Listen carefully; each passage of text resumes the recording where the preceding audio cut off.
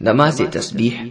عبداللہ ابن عباس رضی اللہ عنہما سے روایت ہے کہ رسول اللہ صلی اللہ علیہ وسلم نے اپنے چچا عباس رضی اللہ عنہ سے فرمایا، اے عباس، اے چچا، کیا میں آپ کو عنایت نہ کروں؟ کیا میں آپ سے صلہ رحمی نہ کروں؟ کیا میں آپ کو فائدہ نہ پہنچاؤں؟ کیا میں آپ کو 10 خصلتیں نہ دوں کہ جب آپ وہ کریں تو اللہ تعالیٰ آپ کے اگلے پچھلے گناہ بخش دیں؟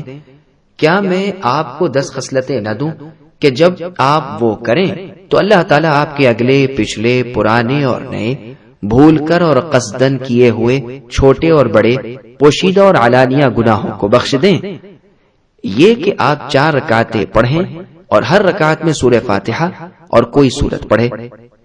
جب آپ پہلی رکعت میں قرات سے فارغ ہو جائیں تو قیام یعنی کھڑے کھڑے ہی 15 مرتبہ یہ کلمات پڑھ لیں، سبحان اللہ والحمد للہ، اللہ پاک ہے، سب طرح کی تعریف اللہ کے لیے ہے، ولا الہ الا اللہ، اللہ کے سوا کوئی سچے معبود نہیں، واللہ اکبر، اور اللہ سب سے بڑے ہیں۔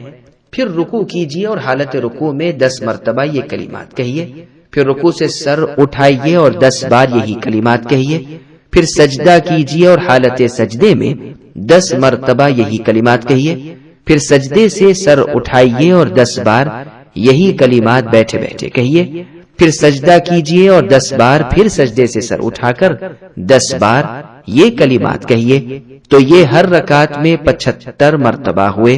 یوں 4 رکعتیں پڑھیے۔ اگر آپ روزانہ 1 مرتبہ پڑھنے کی طاقت رکھیں تو ایسا ضرور کریں، اگر نہیں تو جمعہ یعنی 7 دنوں میں 1 مرتبہ، اگر آپ نہ کر سکیں تو زندگی میں کم از کم 1 بار تو پڑھیں۔ دیکھیے سنن بیہقی الکبریٰ جلد 3 صفحہ 51، مستدرک حاکم جلد 1 صفحہ 463۔ سبسکرائب کیجئے ہمارے چینل اور دبائیے بیل کا آئیکن تاکہ آپ کو ریگولر نوٹیفیکیشن اپڈیٹس مل سکے۔